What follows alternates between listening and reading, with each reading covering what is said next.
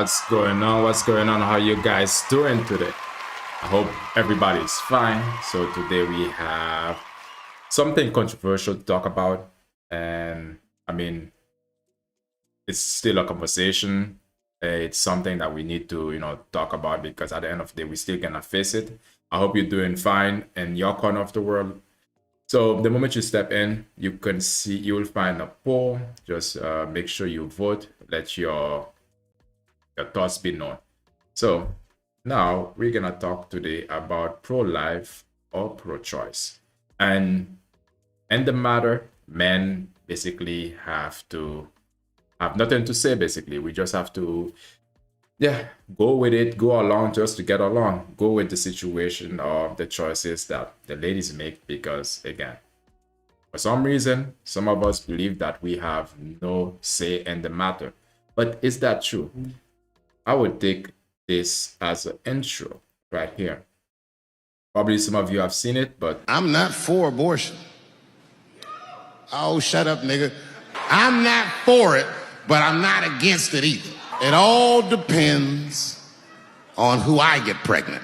I'll tell you right now, I don't care what your religious beliefs are or anything. If you have a dick, you need to shut the fuck up on this one. Seriously, this is theirs. The right to choose is their unequivocal right. Not only do I believe they have the right to choose, I believe that they shouldn't have to consult anybody except for a physician about how they exercise that right. Gentlemen, that is fair. And ladies, to be fair to us, I also believe if you decide to have the baby, a man should not have to pay. That's fair. If you can kill this motherfucker, I can at least abandon him. It's my money, my choice. all right. Well, that was it. It's his money, his choice. Our money, our choice. Because at the end of the day, still, we need a lot of the time, it seems like for some people, because not for all, because we're going to talk about this situation in general. And it's not everybody, so basically, it's not everybody's situation or way of life. But again, it seems like for us as men, we have some topics that we cannot talk about, even though we are involved and we are expected to be shown to be responsible. We are expected to be shown up for action, basically, like to take part of the situation. But we're gonna take a look at what real ladies think about this, and we're gonna just get right to I it. work with survivors of the abortion Holocaust. It's a pro-life organization. As a Jewish person, that you could even polarize a mass genocide of Jews Over 60 million next to babies women's have died. reproductive rights. Well, to start off, I wanted to share my story. As someone who is pro-life, I actually have had not just one abortion, I've had 2 abortions. I believe that every woman had the right to choose, but after my second abortion, I fell into such deep depression and guilt, suicidal thoughts. I just kept hearing voices in my head saying, you took a life, you need to pay for what you've done, you deserve to die. And I believed that, and I was trying to escape those thoughts. I tried to get therapy. None of it would work until I met Jesus. And when it says that Jesus died for our sins, it didn't really make sense until I felt like I had to die for my sins myself. So after meeting Jesus and understanding and knowing that he died for me, so I didn't have to die for my sins, it freed me, it set me free. I rededicated my life back to Christ, and I am now pro-life. I believe that every child deserves to live. Yeah.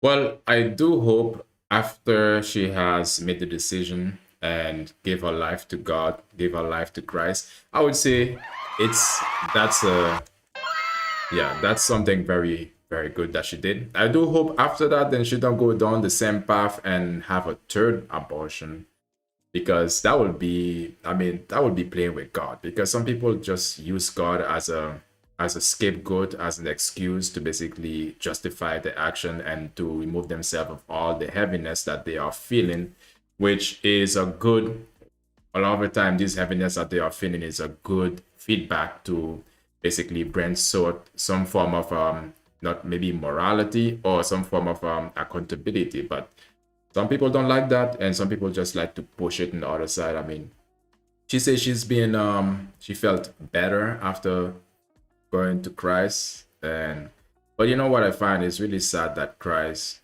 when they go to Christ, is always giving Christ the leftovers. And I mean, I do understand why sometimes, but you know, it seems like to Christ want the leftovers or the broken. I mean, you could have made the choices, or better choices regardless or beforehand. But two, the first one was not okay. Two. So that's my story and that's my testimony. When you're talking about your experience and your story, like I literally got chills through my body. It just like transported me back to when my mom was 20, the same age that I am, and she chose to have my brother.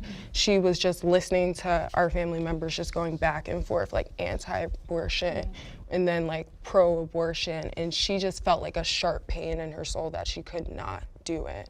And so I like can sympathize to the psychological effects, being that I haven't experienced that myself. By the grace of God, I definitely can sympathize and have a lot of compassion. So thank you for sharing your story. What do y'all think of the psychological impacts, or what are your thoughts in general? Anything pop out when she was speaking? Yeah, I feel like, yes, women have the right to choose, but I also feel like women should also have more support in these areas in our healthcare system. Yeah, I'm really happy to hear you say that, because it's one of those things that I don't think, and I thankfully, when we were ready to have children, I was able to conceive, carry, and deliver. I would never push what I would do on somebody else, but I do believe that if that is a decision that you have to make, I think it's tragic. I think there is a haunting, because I do believe as a woman, whether you choose to have children or not, it is something that only we can do, and we're supposed to give life. And so I just think it goes against how we are created. Well, hey, she just spit. She does, like, she never tell no lie. I mean, seriously, she's on point. Okay. We're gonna take a look, the way that this is structured for today, we're gonna take a look at this documentary, see where these ladies stand, pro-life or, you know, basically pro-choice. And then we're gonna look at the hard data, the facts, the key facts, and basically we're gonna debunk the common beliefs or common reason why, well, some of them at least, some of the common reason why some people choose to be pro-choice.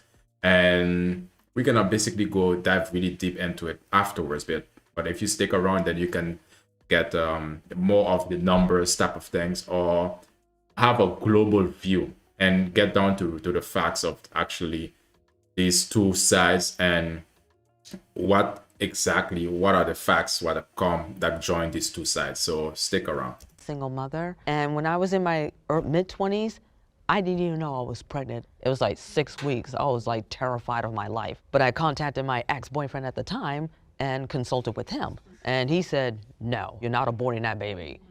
We managed to work it out. I'd like to add. That's another good story right there. I mean, she did the right thing, because a lot of the time, some people believe that, you know, because they are supposed to be the one who, you know, the passageway to life, to bring life into this earth, they believe that all the choice just rely on them. Even though they lay with somebody to actually, you know, make that situation happen, they believe that, okay, the guy have no say in the matter, whether I'm gonna keep it or not. And then that's how a lot of the times, you know, they will make these choices and then they will exclude the guy. And then when things get difficult, or after the fact, when the baby is born, and then they expect to push it in the guy's face and the guy have to be accepting it like this.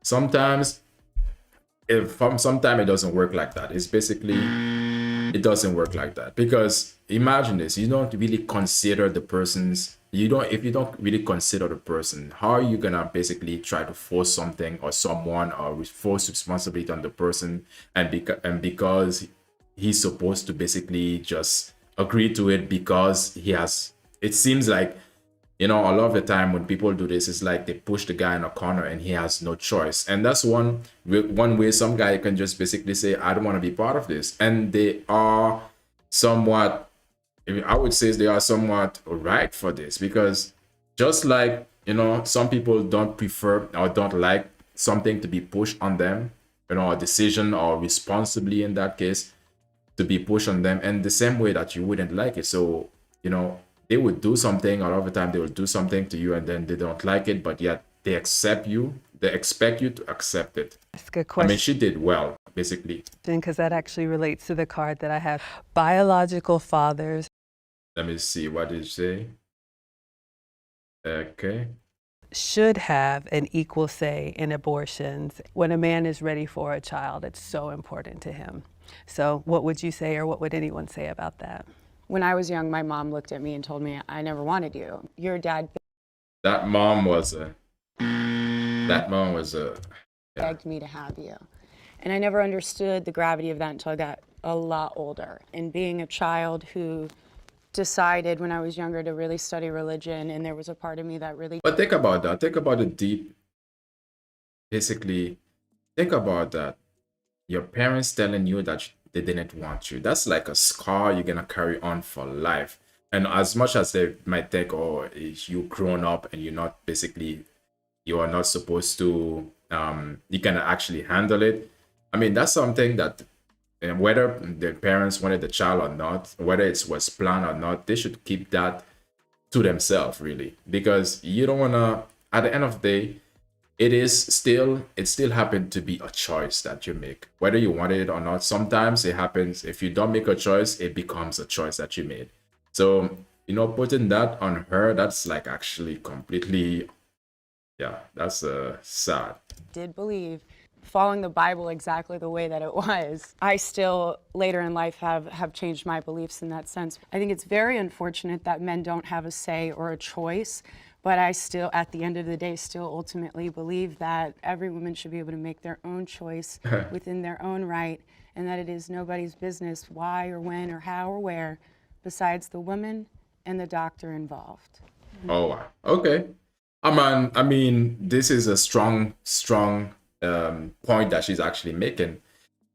She's just, I mean, do you see how she just brushed over like the fact that, you know, it's unfortunate that men don't have a choice to say on that, but then she say, well, it's unfortunate, but whatever, right? It's like, okay, it's just basically deal with it. But, you know, again, if, you know, she happened to have a child and then the guy decide he don't want to be part of it, I do understand there are something called, you know, the law that's gonna basically force a guy into it. But I mean, think about it. At the end of the day, still, it's more guys, because a lot of the time a lot of the time it's guys who are creating these rules or law, rules, I would say, and to basically hinder us. It is really like, it's really messed up. But the fact of the matter is, if it was the other way around, the ladies would fight for their rights, because just like they fight for their rights. And for us guys, sometimes I think we are just go along just to get along. We just accept anything, because what she say, just because her mother decided or just confronted her with the truth like this, that doesn't mean that she have to be a person who is just like, okay, it's my choice or all my choice. I mean, if it's gonna be all your choice, meaning that, okay, this is gonna happen, you have the baby and you don't want the man to be part of your life again or anymore, but still, that's like a way to be, that's like stealing though, stealing the man's DNA, stealing his seed. Because if it was the other way around, we know we can use the label of stealing on it. So if it's good for this side, why is it not good for that side? You know, it's like the expectation for them, or, you know, for her, for example, and she put the expectation for her is that she's supposed to basically be able to freely do whatever she wants and choose whatever, make any choices that she actually really desire to make. And then on the other side, the person that she's dealing with is like, no, have no say in the matter. It's like, you know, just get, you know, basically she's saying this. Shut your bitch ass up. Yeah, this is basically what she's saying on the other side. So, I mean, it's from one pain to another to create another pain and another person. But some people might try to understand her side, but whether you understand it or not, is it the ideal way of doing things? You know, is it really the ideal way? Because there's still, it can happen, but is it the best way of doing things? So abortion is murder. It's not just a belief system. It's the truth. Life. Yeah, yep. It is. It is. I mean, as much as, you know, we use a different word for it, you know, or a different word that is, yeah, it's still murder. Begins at conception.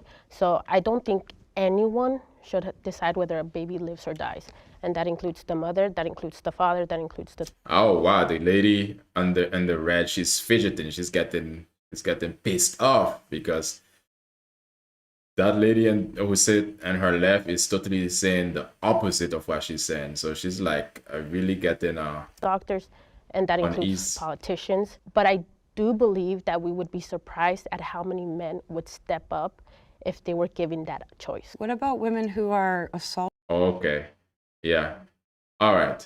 What about children who are assaulted? What about Children, wait, okay. She need to take her time because right now she's being emotional and then she's not making any sense. Women who are assaulted, children who are assaulted. We're talking about pro-life or, you know, yeah, pro-life or pro-choice. Children, you know, once the child is born, it's now that pro-life or pro-choice is no longer, you know, a thing. It's yeah, but people who didn't choose to be pregnant? What about didn't choose to be pregnant? I mean, you have to be like, this is a wrong mindset because, okay, the only way, you know, like someone can choose to not be pregnant is if they were being, you know, forced into it. You know, I don't want to say the word, but you can know what I mean. But if you lay down with somebody, if you're making love, for example, or you hooking up, whatever it is, you need to always consider that this is something that could actually happen, because the fact of the matter is, this is the process that a baby is made. So expecting something different is completely unrealistic. people who are raped by their fathers? Yeah. Really? I mean, her mind is basically catastrophizing the biggest things, catastrophes, like the worst case scenario, basically. I think that the circumstances in which a child was conceived shouldn't determine their worth. That has nothing to do with their Yeah, worth. yes, it is, because you're But saying what we I'm should saying is kill them. not, no. I am not constituting worth with women's rights. I'm not. That's completely different. So why should a woman have the right to an abortion if she Why was raped? should a person have a right to rape a child, and why should Oh my God. Like, seriously, this, I do understand what she's saying, but this is not the majority of the cases.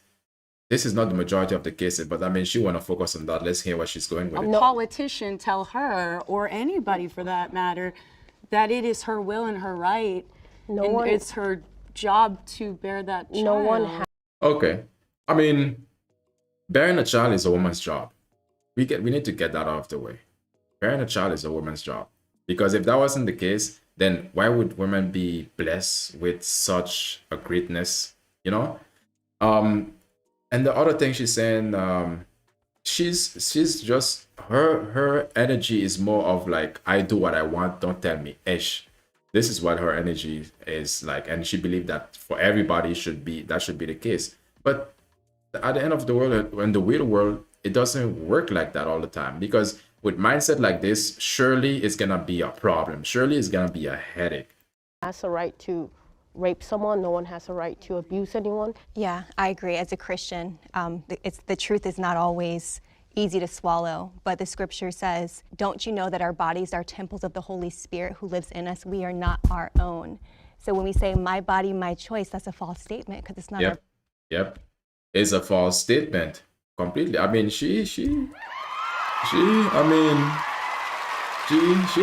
there's hope for her still.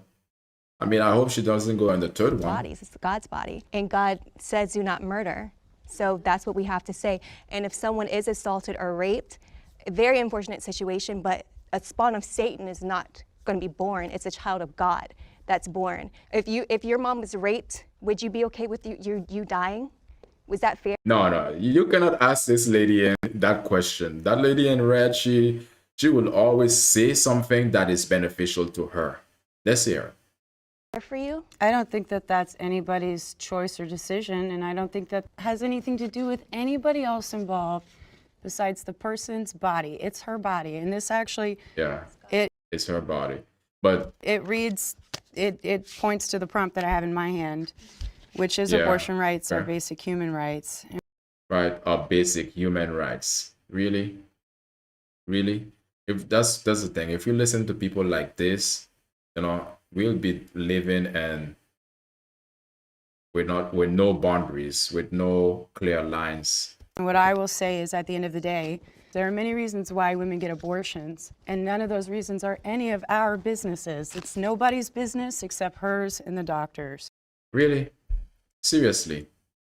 Okay. Well, anyway, that's a And if we start taking away reproductive rights, what else do we take away from in the land of America where we're supposed to be free? May I ask a question? If it's a private decision between a woman and, I would say, her husband or boyfriend or whoever has conceived the child with her, why are you so passionate about it if it's someone else's private decision? Because they should have that decision. Because what I would do if I was pregnant may differ from what I believe every woman in the world should have access to and a right to. That is why I'm passionate about it, because I know for a fact that what I would do if I was pregnant may very well be different from what I believe every single woman in the world should just be able to make their own decision on. And that's why I'm passionate about it, because I think they take enough of women's rights away already. I think women have it. Really?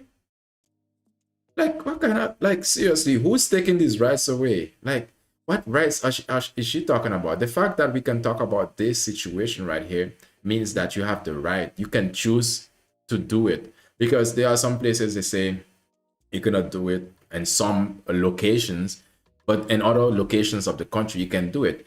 But who's actually, like, she's very much, a drama queen. Hard enough. We do. For politicians and people without vaginas to be making decisions about our bodies. Ah, okay. Okay. We, as basically she's talking about we as men, because we're the only one who does have vaginas, right? So we make decision again. I understand. I would say fine. Yes, we cannot make decision about what you do with your body, but don't come to us make decision of what we should take up or add to our lives, or what sort of responsibility we should man up to. Don't come and tell us that, because just like we cannot tell you anything, or we should basically respect your right and don't tell you anything, even if it's something that we might want to do with you or something that we have a desire for.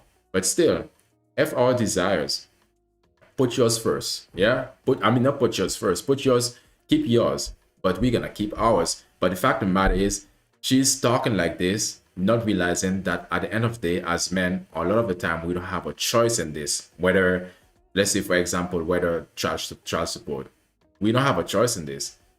She have the choice whether to keep it or not. But a lot of the time, in some places, you don't have a choice as a man. If it happens, whether you wanted it or not, you still have to pay.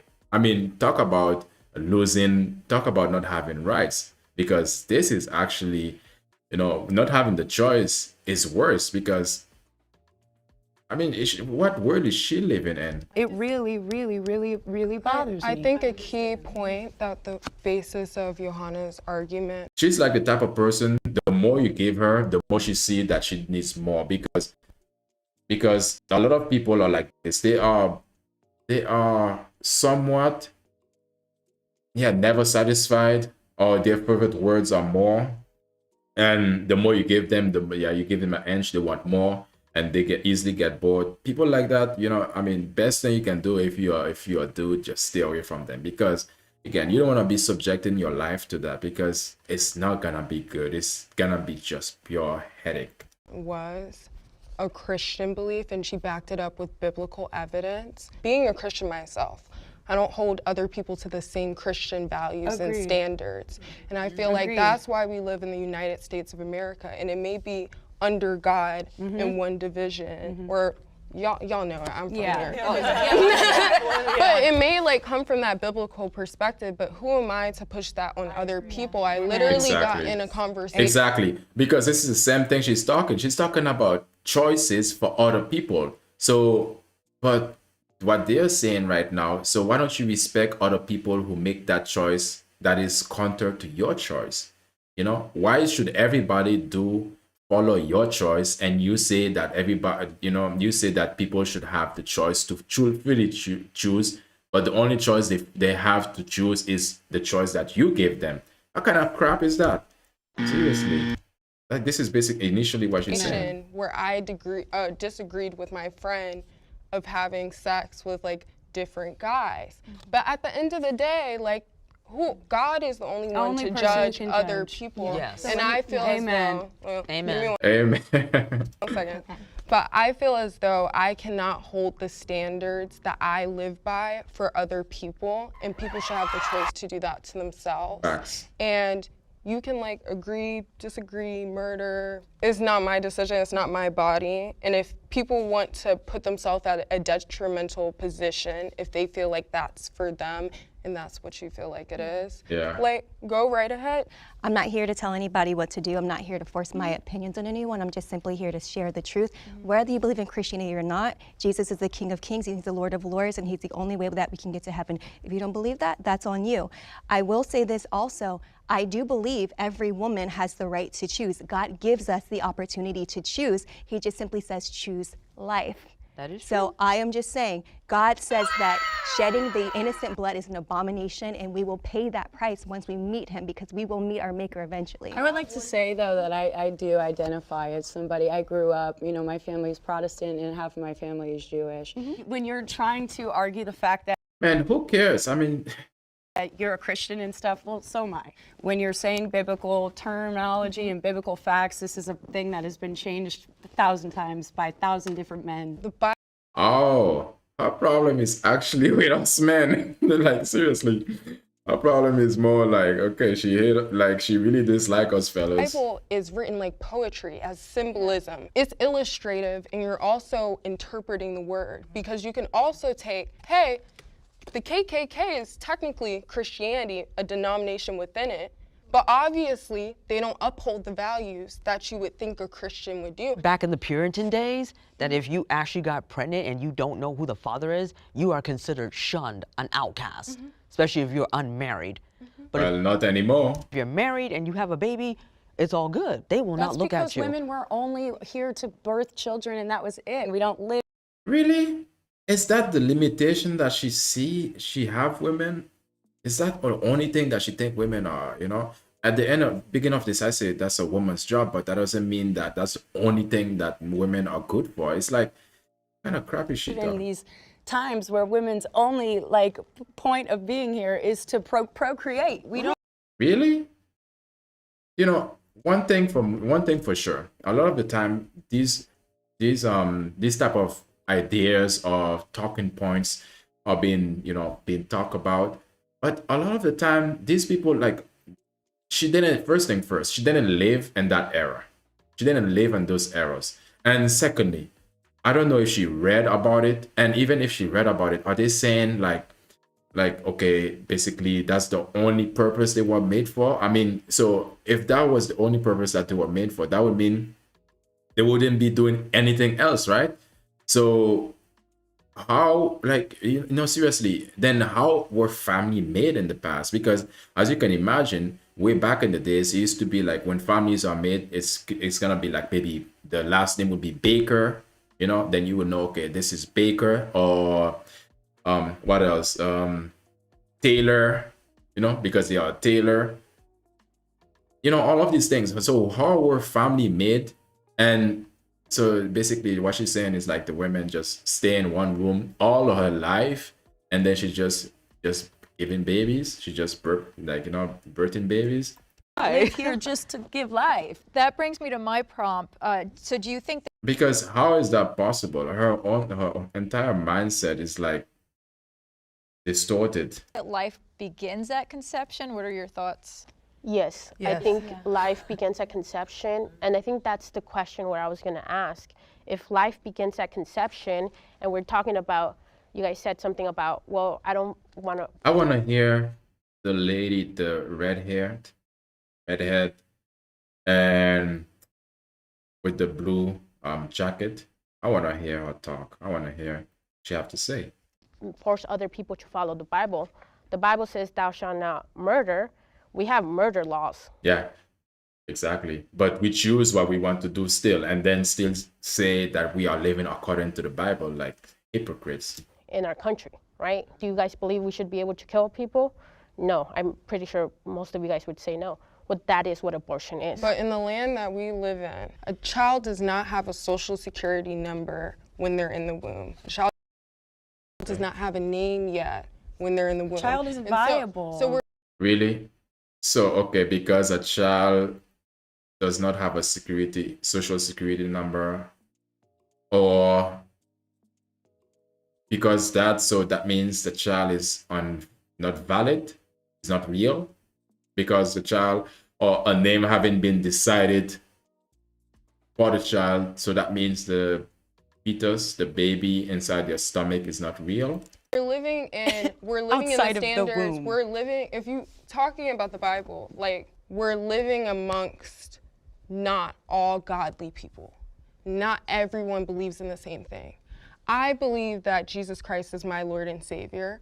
But what if I grew up in a Muslim family and I grew up with that religion? They 100% believe in their religion. So who am I to tell somebody else what's wrong or right? Just because I happen to be blessed to grow up in a 3-generation minister church household, which I'm very grateful for. And I think that that's why I'm very grateful to be here today, because I feel like everybody's experience is valid. And I think that with what you've said especially, that segues perfectly into my prompt, which is women should never be shamed for having an abortion. It kind of goes back to, I have a very Wow. I mean, do you hear what they are saying, fellas? It's like putting themselves in a position of ultimate bosshood. Like, seriously. Like, this never. So basically, no matter the choice that they make, should never. I mean, fine. Sure. I'll take that. Never. A woman who has abortion should never be blamed. And vice versa. On the other hand, a man who decides not to take care of his born child or his baby, his newborn baby, should never be blamed. I mean, that's even the playing field, right? We're talking about blame or shame, right? No shame either side. Then that's it. You know, keeping things. We are equal, so we're keeping things equal. So, you know, I mean, just for the sake of the sport, keeping it equal. So let's do it. Men should not be shamed if they decide to leave the mother or not take care of their child. They shouldn't be shamed at all. similar belief where it's like, I am very pro-choice. I believe that everybody should have the choice. Everybody. When she's saying everybody, she's talking about the ladies. Okay, but she's talking about the ladies. She don't want to be specific with it, but we already know that. Whether or not I'm gonna do it, like So, but the choice still. that's Okay, these two here, they vibrating on the same frequency. completely different. Personally, to me, it's not my business. I'm not God. And so why would I shame somebody for having an abortion when I'm not the judger? It's not my position. So I very strongly believe that women should never be shamed for having it. I agree. Yeah, I agree too. Like, seriously, I agree also. And for me to fully agree to this, but still, men should never be shamed if they decide not to take care of their child. Or, I mean, in her world, right? You know, all of them seem to be agreeing with this. So I 100% agree with you, Okay. especially because mostly that, like, yeah, okay. Pro-choice. I mean, It seems like there's more pro-choice than pro-life. I mean, I agree. But again, on the other hand, don't tell us men nothing when we decide to do whatever we want in terms of even the mother to whatever. We live our lives because we have to keep things equal. You're not gonna have all the benefits, all the rights, and then for us, we have basically have no choice on the matter. One, and then we still have to, you know, do what is expected of us because we are supposed to be men. We're supposed to be the responsible one. Like, seriously. So responsibility goes hand in hand, both, because again, I understand if it was basically a pregnancy by in vitro, you know, by artificial insemination. But if it's two people who get together and decide, okay, we are being intimate, and we know a lot of the time sex could be used for recreation or procreation, you know? So procreation is always there. I mean, unless if you know, off your cycle or you during your period and all of that, I mean, that's a different story. But I mean, during this time, I don't think there's recreational, it's actually closed for recreation. But again, for us, man, we have to actually talk about this, really. We have to really talk about this in terms of when this happen, we should be able to be void of any shame as well. If we choose whether we want to be part of this child life or not, it should be fine with us. It should be fine with everybody. Just like they are fine with this pro-choice, I'm fine with it. Fine. There is circumstances different, upbringing's different, belief is different. A lot of that, can even go back to the nature versus nurture argument. I think that's kind of what you were touching on for yourself with, your religious beliefs for both of you, honestly, just like, how you view this. And then who are we to judge literally anyone is how I've always felt, specifically because of that. And there's so many aspects between poverty and health and circumstance, like being pregnant and you're unemployed and all of these things. Like there's lots of big different things here. And I mean, and it kind of circles back to the choice and like, is there life at conception? I mean, you have a heartbeat, but you don't have a functioning brain, you don't have fingers. And I think there's a big... Okay. One thing is for sure, I've made a stream, I think it was a couple of weeks ago. It was showing how when I mean, I think probably you guys have seen this, but it shows how life just begins with a spark. The moment that the egg is, the sperm swim to the egg, there's a big spark. So life just begins with a spark of light. And so does that mean that spark, regardless there's a spark or regardless there's formation of life? Because at the end of the day, the egg is alive. But I do know, we get it pass out every monthly. But also, there's how you call it again? Yeah, the semen is also alive. So yeah, it means that it's all stories that we tell ourselves. They tell themselves to actually, rid themselves of the guilt. Difference between like choosing to pick up a weapon and kill somebody than taking, care of you. So the choosing a weapon, so basically the pill or whatever, the abortion pill, the plan B and all of that. So basically they are a weapon. Weapon is not always what we think it is, It doesn't always have to be a pew-pew. It doesn't always have to be a cha-cha. It can also be a pill, because again, if you take too much of your the pain, not the natural, but the pharmaceutical painkillers, if you take too much of that, that could be a weapon, right? It can off people. Yourself for a choice that ultimately, whether it'll affect you physically and mentally, it will be the better decision for you in your life at that moment to go on with that. So in regards to shame, if any woman has had an abortion, Jesus is not a God that shames us. Jesus is not a God that condemns us. We're just simply here. He just convicts our heart to tell us what is right and what is wrong.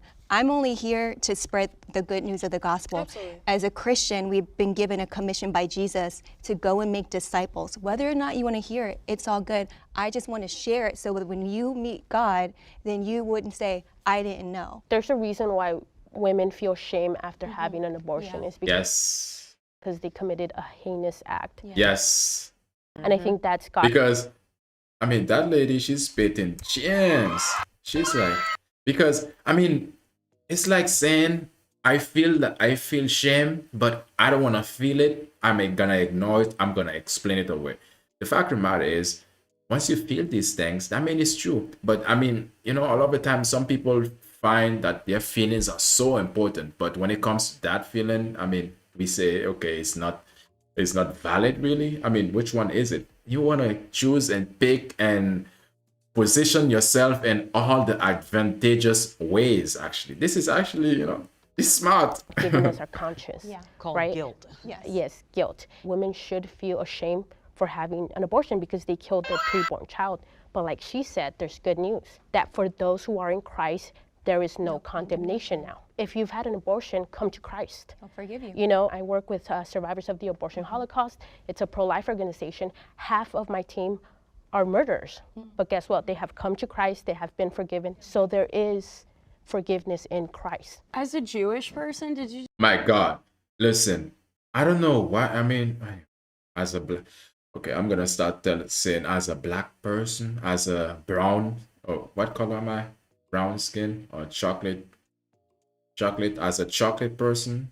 Did you say, okay, I'm just like, was that just, did I just hear that right? I'm just like, that's what you guys call the organization, the Yes. Abortion Holocaust? Survivors of the abortion Holocaust. Has there ever I'm been just, any other very genocide? unnerved by that. Okay, so now you see, these are the same people. Like she's saying about pro-choice, but the fact of the matter is, the moment that she hears something that she doesn't like, then she's like, I'm appalled. I can't believe that. I can't believe that you would call something like this. I mean, don't you say that people have pro-choice to choose what they want to do, basically? That you could even polarize a mass genocide of Jews My God. Over 60 million next to babies women's have died. reproductive rights. Over 60 million babies I'm have sorry, been murdered. I'd like to just move on forward because we're not. Hey, this lady is excuse me. She's rude. Let the other person speak. Just because it's not only you. This is an open panel. It's an open panel. If you don't disagree, just keep your mouth shut. Like, if you disagree, just do this. Shut your bitch ass up. Yeah, seriously. I mean, leave the person speak. Doesn't mean that. Not gonna come to any So, agreement here. I can't even believe that that's even allowed. That you guys have an LLC under that It's name. a nonprofit. But Whatever it is, That's your even worse. organization is absolutely no, out of whack. So when it comes to DNCs, how do you feel about that when it literally threatens the mother's life? I had a baby at 6 months. It was very small, and so it had to be delivered. I was induced. My baby died. She was given a funeral with dignity. So I understand when there's women who can't carry to term for whatever reason. You don't intentionally kill an innocent human being. What you do is you either do an emergency C-section or you induce labor. You try to save mom and baby. Sometimes tragically the baby will die because it's too small or it was just a hard birth. But you don't intentionally kill the baby because the baby has to come out. Like in an abortion, At 6 a months, baby you has have to birth a baby. You can't abort a child. You have to Yes, literally you have to give it birth. At 6 months, once a baby is technically about 6 months, it In becomes California, viable. you could abort a baby up to 32 weeks and a half. Exactly. This lady in red, she's just like hyper emotional about her choices and expect everybody to just go with what she say. Like seriously, she needs to. Like seriously, like leave people talk. You can have your opinion. Like leave people talk. But the worst part is that she's talking, but she's talking to somebody who's in the field and trying to tell them what it is. Like the audacity of this person. End up, if you go to a normal doctor, they're gonna have you you are delivering it regardless. Yeah. It's gonna come out and you're gonna birth that baby. And women are not trying to have abortions when they're fully pregnant. That's not what is happening here. There are And I'm several really states that have Really? Really? Like, really? legalized abortion up to the moment of birth. Yeah, because there are other states that won't allow women to have any abortions at all, under no circumstance. I mean, okay, why don't you respond to what she just said? You just debunk what you said, but yet you want to take the conversation, you want to keep moving it until you find something that is favorable to you. Like, seriously. Under incest, rape, any medical issues whatsoever. So guess what California does? Allows the door open for those who need it. Because there are women who absolutely will die if they can't get out of these states. Yeah. No, exactly. No, because now I'm going to debunk some of what she just said. The fact matter is that some women passed away, because of childbearing or during maternal mortality. We're going to talk about that. But again, that lady, she's very much catastrophizing, because when you look at the numbers and the way that reality is totally different from what she said. Is that wrong? Like, am I wrong here? If I may offer a few things, because I see you very upset. Christina, right? Yes. Okay. I don't think we should shame, because I think there's inherent shame in having to make that decision. Absolutely. I think the decision to end a pregnancy has got to be one of the most gut-wrenching, sobering decisions. For me, it comes down to a morality issue. Now, I know you talked about statistics, and I don't have a lot of statistics here. However, if you heard yourself, you said immediately, what about the case of rape and incest? So when we go from 0 to 6. Have you seen the Exactly. Oh, finally someone who's seeing this too. Actually, go. statistics to say that, or are you guessing that? I haven't seen the statistics. I agree with you. I don't know. I'm guessing, but I would guess that most abortions are not in that exception, the life of the mother. Yes, exactly. Most of it is happening with teenagers or young adults. Most of it is happening because of that, because again, they didn't want it, or they are too young. They feel they are too young, or for some reason, they didn't want it, and they might feel, oh, there's no something that they want to do more in their later life. They probably feel like, okay, they might not have a life, and they're not ready for such responsibilities. It's not like what she's saying is what the lady in the red is saying is like the worst case scenario. The rape or the incest. Again, I mean, I do want to acknowledge it, because the worst case scenario do happen. I'm not saying it doesn't happen, but is that the only thing she can really focus on? and I stand by, do what you want to your body. We live in a time of choice, in a country of choice. So none of us are going Facts. to leave here and our rights are going to be any different, right? Facts. So this is really just a dialogue. I'll just end with this. When you talk about those cases, my concern is that abortion is now becoming a form of birth control.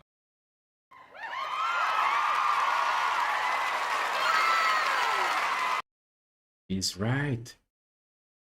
I think that is tragic. I think it is immoral.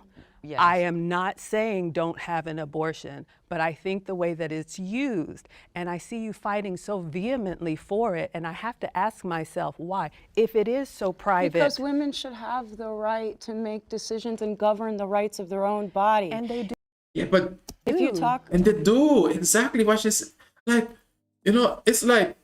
It's like you playing football or you playing whatever sport you won, and you're saying I should have the right to win. I should have won this match, but you already won. What are you talking about? Everything you won. You got the trophy. You got the accolades and all of that, but yet you're still talking about I should have won this game. I mean, like, seriously, what are you talking about? no, do you know right now there's only 9 states that have no restrictions on women's reproductive rights. There are some states that allow no abortions under no circumstances, even if the mother is going to die. That means Okay. So these states shouldn't have the right to do what they want? Really? The mother will be imprisoned if she doesn't die, and the doctor will be imprisoned. I am very passionate about this, and I'm personally, like, I know that you're saying I'm upset, but I am a very passionate person, and I will stand by what I believe is right. And yes, maybe statistically there are less women who are raped or assaulted, or children who are assaulted and don't have the choice to, bear a child. But who's to say that we have to sit there and interview these people? But the fact of the matter is, all these person that she has mentioned that went through the worst scenario of, bearing a child, a lot of the time they still have the choice. They still have the choice whether they're gonna go forward with it or not. Because again, just like she said, there's a lot of different states that don't allow people to have any abortion, but there could be special situations such as this that they would allow it. People who, on whether or not they're legitimately raped. People don't have to, when they're going to get an abortion, say this is why. After Roe. Okay. I mean, really, this lady, she wants the ultimate power. Don't ask me why do I want to do this. Don't ask me why. Just give me the damn pill. Just do your freaking job and shut up. Yeah, this is like seriously, she's like ultimately just want to dictate everything. Wow. Roe v. Wade was passed, abortions dropped. Also, when it comes to statistics, being a Black woman, you're a woman of minority as well. We are disproportionately affected, and we don't have access in communities just based off of like the economic disparities of Black people and minorities to get reproductive health. I don't know how many of y'all are from blue states, but like being in California, we have a choice here. And so I feel like we need to keep that in mind. Some people never had any type of option. You as a Black woman know how important, and I'm not saying that you disagree, but just you're another Black woman. I do agree, but there's also 37 forms of birth control. I don't understand why we have to go to the nuclear option. That's all. Oh. There are so many options, but yet they go nuclear. All I'm saying. And I will definitely say normalize vasectomies. No, for real. I was just going to say talking. What did she just say? Normalize vasectomy? Is she talking about?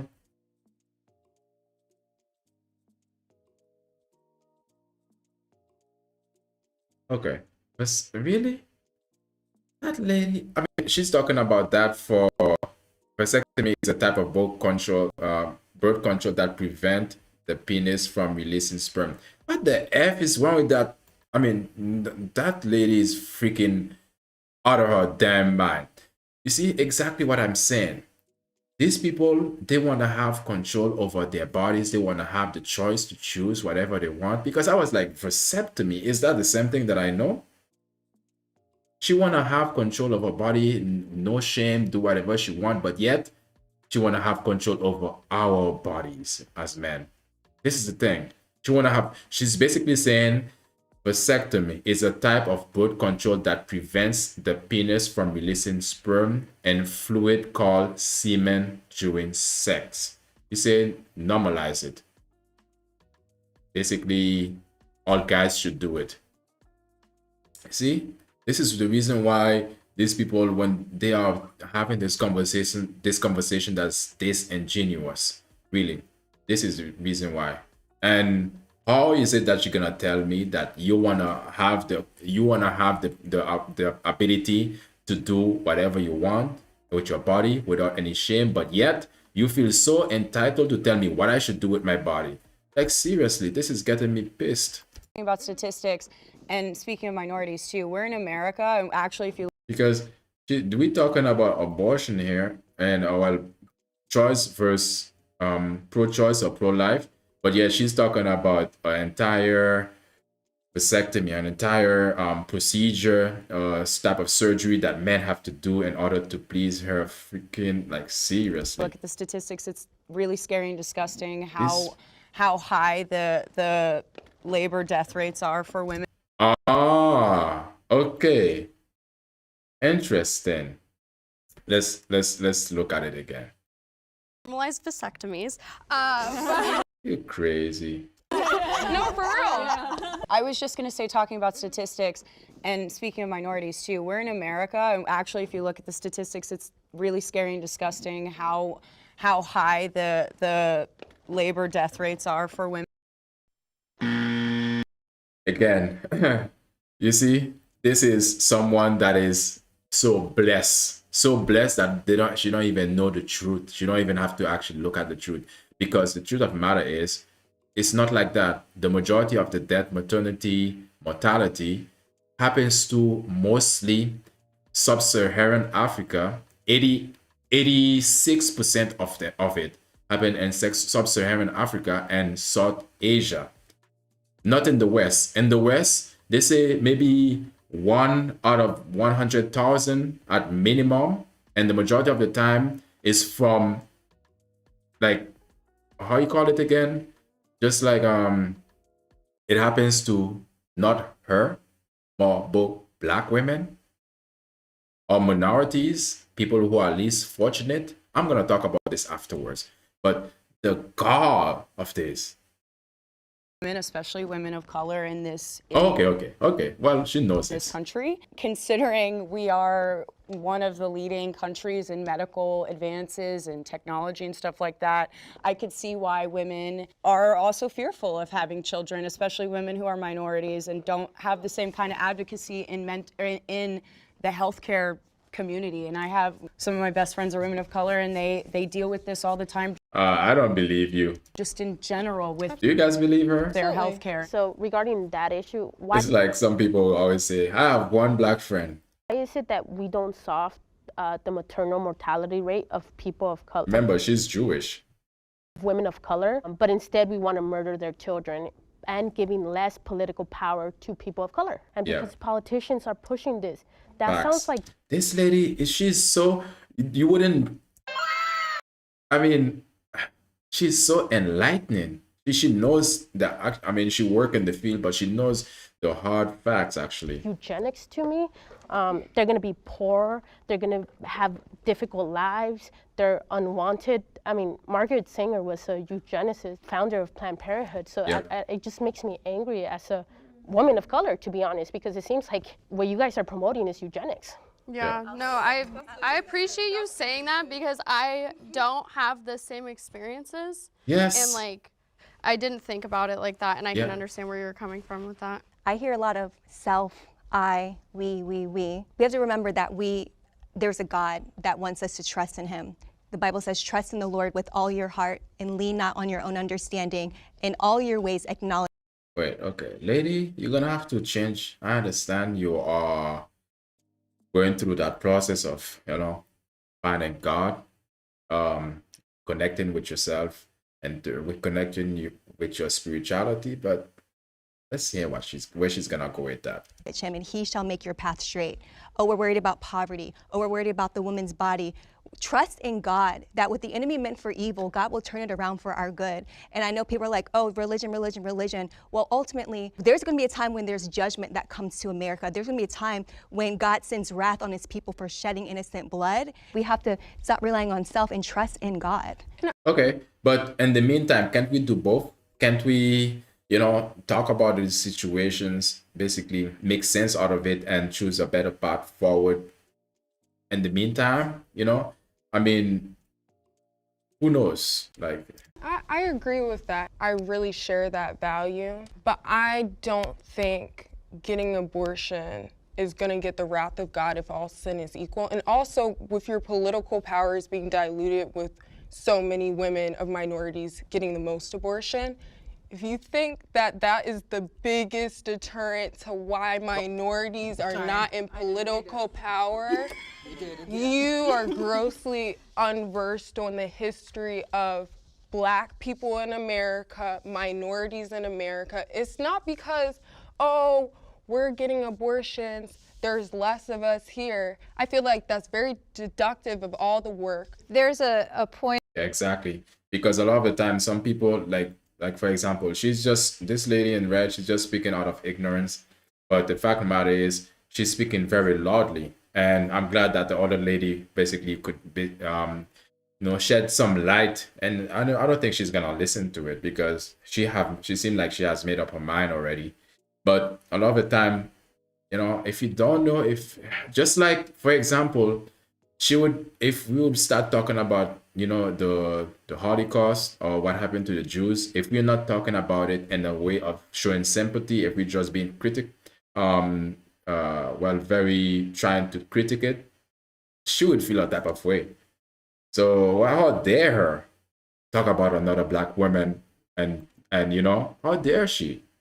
I mean, seriously, because again, if it works for you, if this is the way that you move, you gotta expect me to move that way, because again, it's just mutual respect, right? And I wanted to bring across, I worked with this makeup artist who just had a baby, and she was telling me how the government is providing diapers for her. Yep. There's so many options for single moms Yep. or young moms that Yep. moms don't know about, and I think it's really, really sad. I think that's a good segue. I mean, maybe that should be, yeah, exactly. Yeah. I'd rather abort a child than put them through the foster care system. This is gonna get a little spicy, so just bear with me for a second. Be rather abort than rather put them in the. Okay, let's hear why. That was a big conversation I had with my own parents, which when I was 18 and needed to have an abortion, and I wasn't able to tell them at the time given my current situation with my family, and it was out of a really scary situation that I ended up in. Years later, after I did healing and, had to go through more of life, that was a big conversation when I finally sat down and was honest with my parents about it. Why didn't you just, do this? Or why didn't you let us adopt it? Or why didn't you do Facts. this? And I was just like, and for what? There's a lot of different aspects here, but putting someone in a system with not enough resources, I love that there's programs that now offer diapers, but I know that the system is not for everybody, and there's no denying that, especially because there's not enough people in the system to help the people that are already here. And if you have the choice to not contribute to that, I think that is a very logical, that's a choice. the lady in blue was like, I can't believe I'm hearing this ish. I was born. But okay, with another thing, she just said she decided she would rather have an abortion than having a child that's gonna be placed in the foster care. While her parents says, okay, you could have given me the child. And what about the father? Maybe the father, maybe the father would have agreed. Would it be maybe the parents of the father, or maybe the family of the father's side? I mean, like, seriously, they're giving themselves all the excuses to why they make a decision. I mean, just say you didn't want a child. Like, that should have been it. That should have been it, because to think the worst case scenario, okay, you don't want a child, or having the child mean that the baby, your child, will go into foster care and all of that. Like, that's like the worst case scenario. So if even her parents was like, you should have given it to me, but again, she made a decision by her own, and then find out, sucked. Born in poverty. I grew up in homeless shelters. I grew up living with 50 people at a time. Does that mean that I was unworthy to live? No. The Lord pulled me out of the trenches, and look where I am now. What the enemy meant for evil, God turned around for his good. So we have to get out that poverty mindset, like, oh, just because you're living in poverty, you're going to stay there for the rest of your life. We serve a God who can pull us out and to turn terrible things into greatness. So I don't think that is a valid excuse at all. Yeah, Facts. I would just offer. Facts. I don't think that's a valid excuse either, because what she's saying is like just excuses. Because she's saying, oh, well, she didn't want the worst case scenario, while she had better situation, better cases, or better help. She could have, basically, her parents would have accepted the child.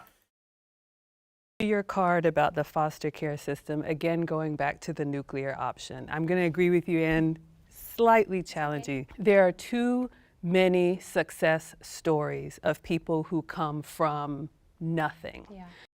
Facts. And this is the reason why we have success stories of people who came from nothing. I come from an immigrant family, came here for education, traditional immigrant story. Both of my parents are PhDs, and, I have a successful life. So I do not agree that just because there is a system, if we will, that is not supportive. What about the family system? I'll be 50 next year. I'm probably the oldest one here. And my concern is not, about being right or wrong, but what are we doing in our reckless decision making? And that's the reason why I asked about the statistics. I understand that there are rare exceptions, but if this becomes a part of our culture where I just don't want to have a baby because I want the wedding first, then get married first. That's what should happen. Absolutely. And I would argue, with respect, Or if that's the case, or just don't be intimate, just not have sex. That's just like, I mean, seriously, like these people, I mean, they cannot stop to do that, but yeah, so.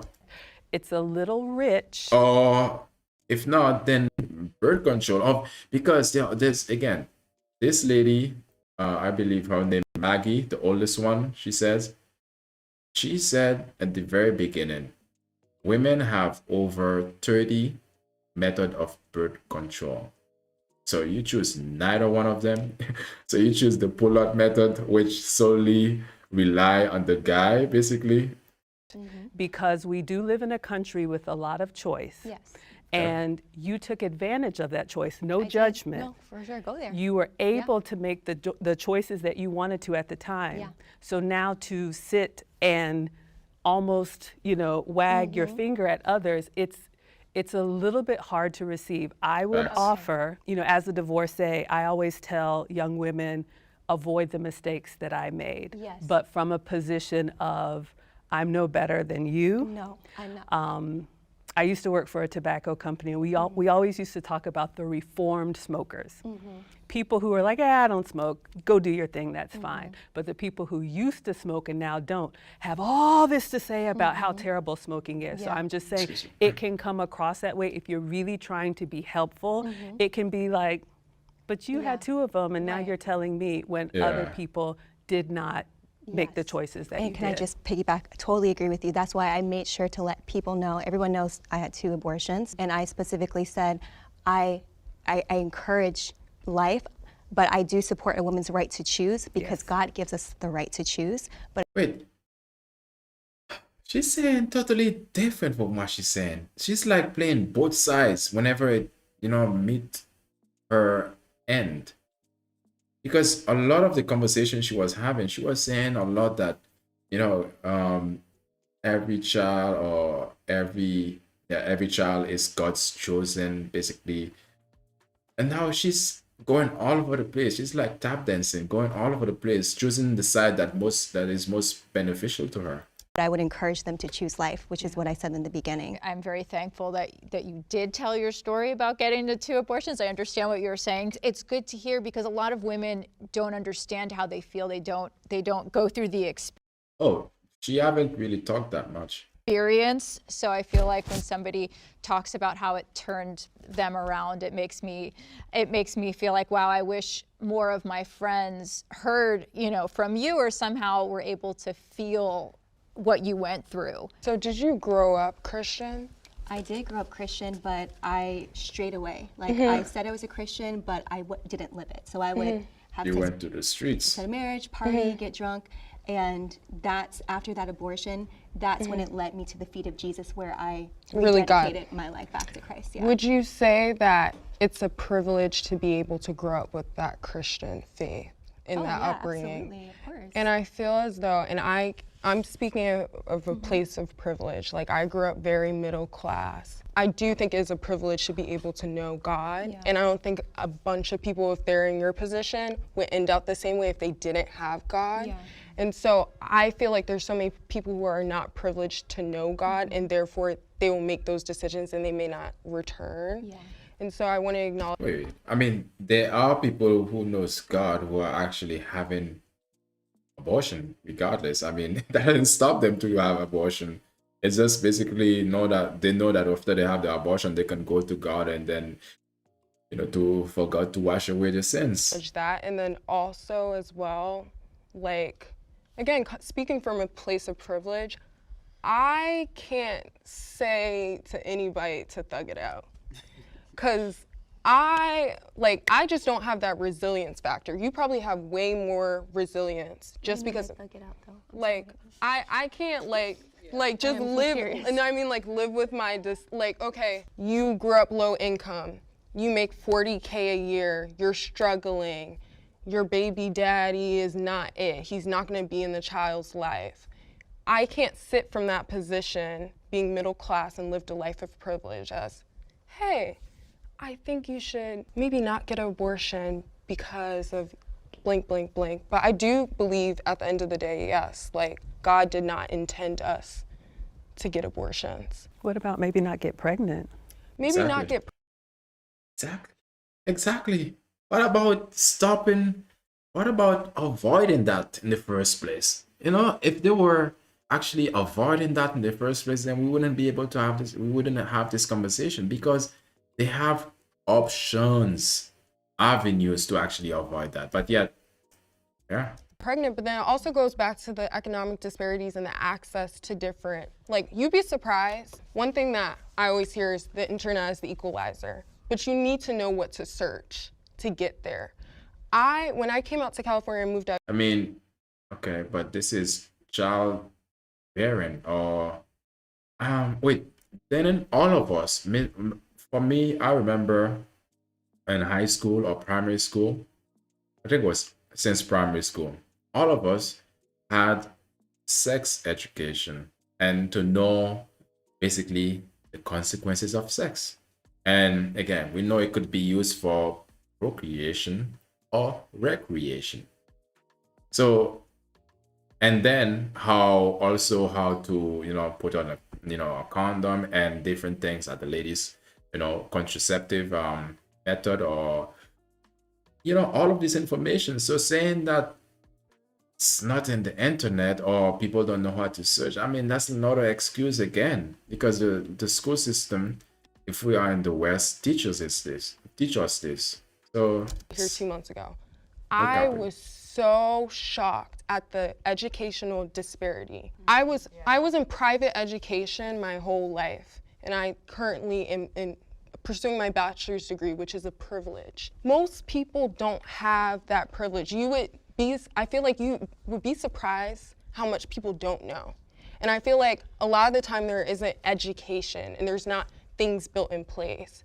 I would feel more like, how about get on birth control if we had a perfect system where, like, everybody could receive that education. So, like, yeah, I understand y'all's points in particular, and I think they're very valid. I understand the logic. I just don't agree with it. You brought up a good point. I have a question for you. Yeah. Mm-hmm.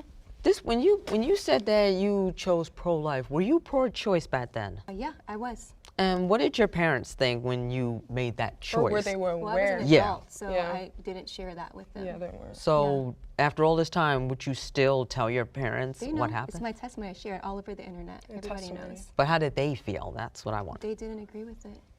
And do you feel really bad after this? Like, did your parents, even though they... I don't live to please my parents, I live to please Jesus. Amen. Right. Yeah, so it doesn't matter what they think, it matters what the King says. Quick question, do you regret making the decision because it's been so pivotal in your life? Do you still regret the decision, or you think it was God's will that you had to go through that to get to the testimony?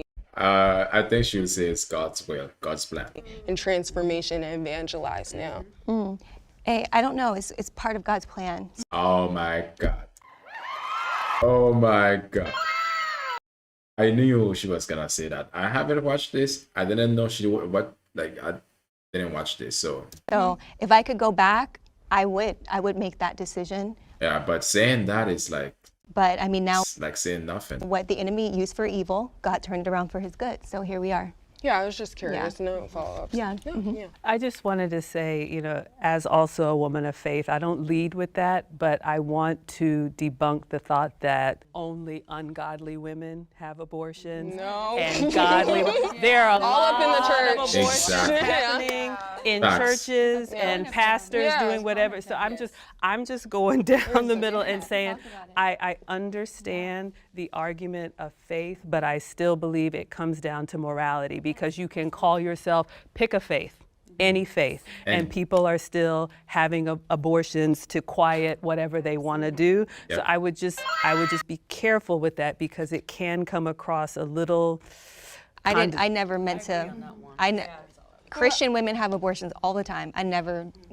And I can relate a lot to what you're saying. But then Because like I just got out of a conversation where I was coming off like a Bible thumper, and so I never want to come off like that, because I know that's not where you're coming from. You're coming from trying to get people on the right path. Yeah. And it's that evangelistic like piece at I'm heart. not judgmental. Yeah, at that's all. why I mean, That's like why it I started doesn't with my story. Yeah, it doesn't come off to me like that, but I just have that context growing up that way. So Yeah, I but you're appreciate it. totally right. Christians are probably the number one people that are having abortions.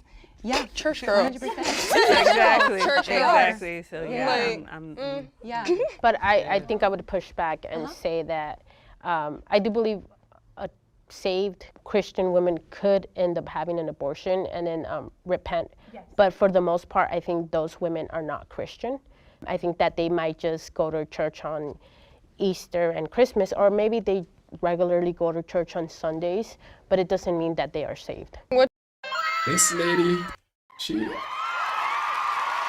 she haven't said anything I could really come back on, let's say, a debunk at this point, because it's true. I mean, we have to be honest. There are people who are pretenders. There are people who are real in the church, no matter where.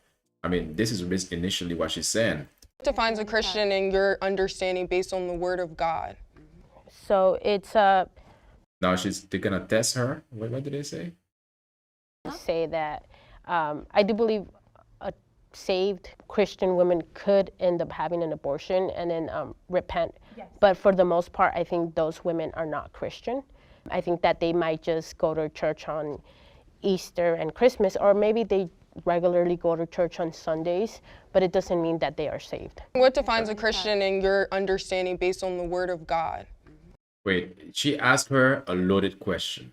What she thinks is a Christian based on her understanding and the Word of God. 2 questions in one. So it's Christ is Lord and living like Christ is Lord. So you're saying that we're not Christian if we do anything other than what the Bible says, word for word. You say that those women If you don't believe or the Bible. those people are not Christian, Yes. and that they cannot be saved from abortion. So no. That's not what she said. Like, what the hell?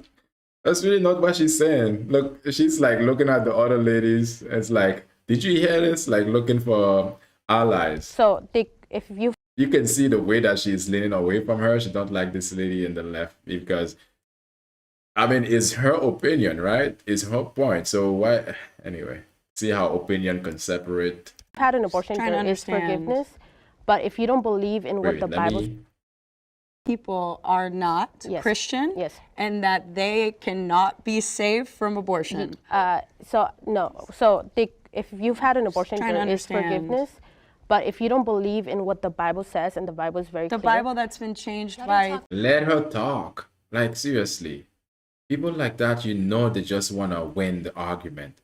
They don't want to learn anything new. They want to, like, be open to hear what people say. I mean, she said something, she believed it. She don't want to hear anything. Anything you can say to her is basically muted.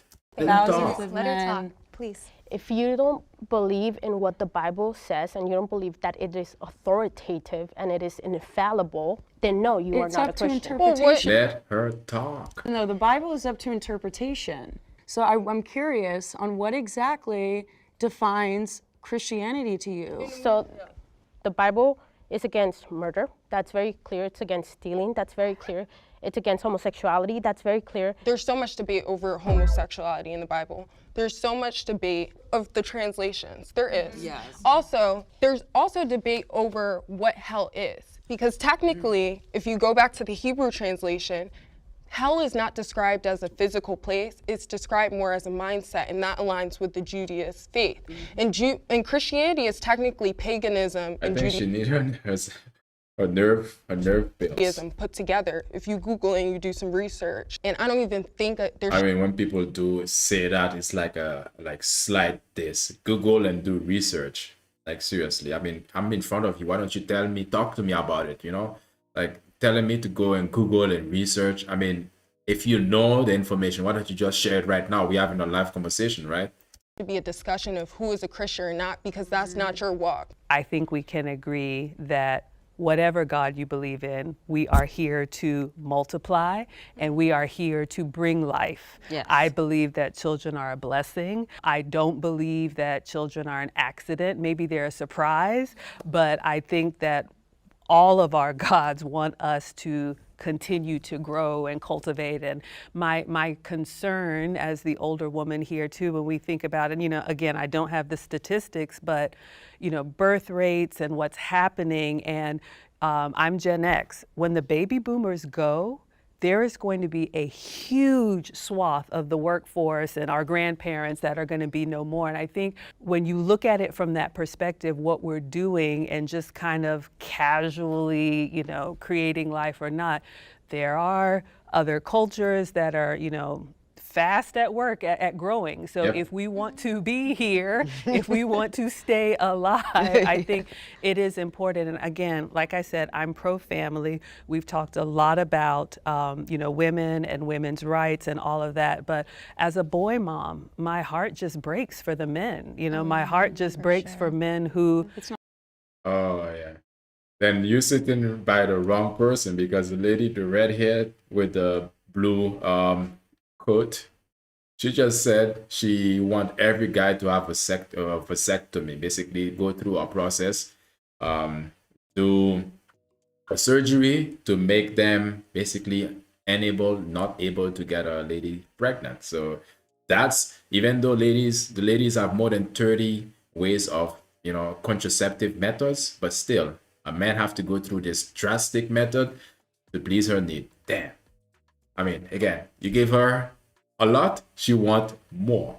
Unfair. Yeah, who have waited that. and, you know, wanted and desperately, you know, my man will say every man, you know, wants a woman that he can, you know, give the keys to the kingdom, and a son that he can say, you're in charge until I come home. It's primal for them. Like, it's just not just the kind of like, I'm not married yet, so I'm just going to go ahead and have an abortion. Or, you know, we're under the poverty line.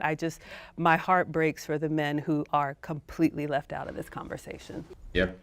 And this is it. A lot of them actually, the pro-life, pro-choicers, a lot of them just basically leave the men out of the picture.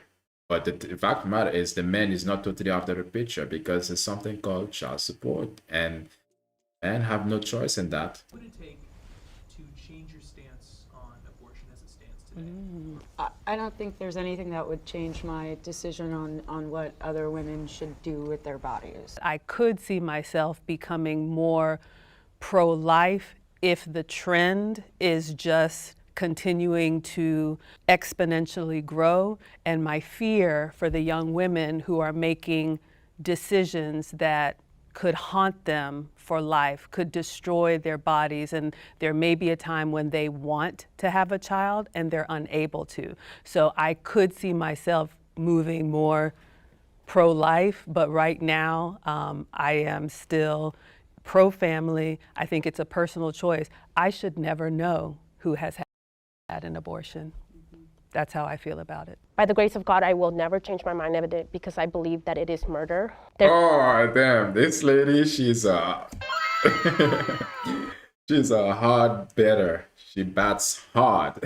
Look at the one next to her. She's like, oh, not this ish anymore. It's going to be justice for... Look at her face. I mean, this is a permanent face. The person who commits murder, the person who commits rape, the person who commits these evil acts. And if I ever want to commit such an evil act, or I think... Look at her body structure, her body posture, how she totally not interested in what the lady have to say. I mean, sometimes, regardless if you disagree, you have to like be, especially in that setting, because it's an open panel, you know. But anyway, she couldn't help her. Think of supporting such an evil act, then I deserve God's punishment. I stand with my pro-life take that although I've had 2 abortions, I came out of darkness and into God's light, and I co-sign that abortion is murder and it's child sacrifice and it's wrong, and I stand. Yeah, okay. You know, with her, I mean, she has redeemed herself. So in that case, it's she have to redeem herself and she choose a different path. Whether she's gonna, if she encounter the situation again, if she's pregnant, whether she's gonna actually, that's when the reality is gonna hit. That's when we're gonna know if she's actually, I mean, we would never know. Maybe she wouldn't post it or she wouldn't say it, but again, only that's between her and God. And by that. But I am compassionate to the women in that there is freedom and forgiveness through Jesus. And for me, But okay, now this is where I go. Anyway, being born between pro-life and pro-choice, I would stand with pro-life because I feel that killing a child would be exactly what you said, would be a sin. And right now, my daughter is graduated high school. She's going to college. Congratulations. And she, and the best part is, even though I did my best to raise let me give her something. her, and I haven't been there most of the time. She's not with me. She's raised in the suburbs where she is able to have a life I couldn't give her. I appreciate that sacrifice. So she probably was raised, I'm assuming here, maybe she, and her daughter was born, maybe she gave the daughter to the father, but maybe, or maybe a foster parents, but still, this is the thing. Because a lot of the time, this is the issue that a lot of people have. And I think I would say that I have also with pro-choice. Because a lot of the time, it's not the fact that, like, let's put all the, remove all the worst case scenarios. Let's put just normal. Let's say, for example, some people, two people are dating, man, woman dating, and then something happened. And a lot of the time, they might decide, okay, pro-choice to choose because, or a lot of the time they think, okay, the worst case scenario, maybe this man is not a good fit for me. Maybe this man is not gonna provide. And maybe this man, I want to be married before and all of that. I mean, like, that's something, especially if you're gonna be with somebody for more than a year or so, that's something you gotta really consider. Whether if it would happen, and also have a discuss it, talk about it, because if it happened, then, because this is a decision, if you choose to end the life, this is a decision that you're gonna make for forever. And if you do choose to continue the child's life, you don't know what's gonna happen. I mean, it's like us trying to play God, because again, there's a lot of people who, there's just like they said, success stories of people. It's a lot. There's of people who made it great, and then but still they were born. They could have not be born, but still they made it. And the worst case scenario. And did you know it says that a lot of different people who have the worst life, or who have the, I'm not saying this is not really conclusive, and I'm not saying this is what you should do if you have a child. That's not the point, but saying that a lot of people who have had hard lives or hard upbringing tends to be successful later in life. So that's another thing too. And the fact of the matter is, we don't know how life gonna turn out to be, because a lot of the time some people think, okay, see only the worst thing, but yet it is said also that a baby or child is a blessing. Because a lot of people who wants to have them, then they can't, for whatever situation it might be. But again, it's a luxury. I wanted to say something as a mother. I have two boys, they're 17 and 15. They live with their father. It is incredibly hard, but I cannot raise a man. And I have so many Facts. After a while, I mean, for all guys, for all boys, after a while, we know our energy grows higher than our mothers. And we know the only energy that could actually match ours or overcome ours is our fathers. It's just the energy. I mean, you can try, but the fact about it is if you're gonna be effective at it, if you're gonna be effective and successful at it, because it's just about the energy as well. Because again, after a while, we can show respect out of, because it's our mother, but still, we know deep down inside how we actually feel as men. friends that don't understand that, but you have to do what's best for the child. Facts. And my boys are the better for it. One's going to be a Marine and one's going into the Air Force. So just know that the sacrifices that we make as mothers, if your children are the better for it, that was your job. You have Facts. Facts. Because a lot of people try to keep the child as if the child, child is gonna be theirs forever. I mean, the moment as you're growing up as a teenager, the moment that you just want to get out of your parents' home, you just want to, a lot of the time you just want to be doing your own thing. So I do understand it. I do understand there's a connection, but yeah, that part I really cannot speak about because it's a connection that is individual to the person. But still, sometimes, I mean, at the end of the day, all birds fly away from the nest. They go and create their own nest or create their own, just create their own nest. done your job, and I am proud of you. Thank you. Yes. Yeah. Thank you. Yeah, I'm proud of her too. Yeah, she's crying. Yeah. Seriously, I mean, it's all success stories, actually. Yeah. When it One comes thing to I her. feel like everybody here sitting here can agree on is that you do form your beliefs from a lot from your own experience. And I think Yeah, true. that's very true for me. A lot of But not only from your own experience, but also what's the greater society actually allow or is speaking about, because pro-life, pro-choice is a big conversation in society. different things came up, and like I was so, I appreciated you especially so much because you were like, I am gonna start this conversation that yes, I have had this, but this is this is who I am, and this is what I believe. And it's just like, for me, I was like, I don't know if I'd be that open because, I did say, yes, I have had an abortion. Yes, I was super young, but it was also the product of an assault. And that was, a lot of what. Okay. All right. Okay. I want to go further, guys. I want to go further, but I need to take a bathroom break. I need to take a bathroom break.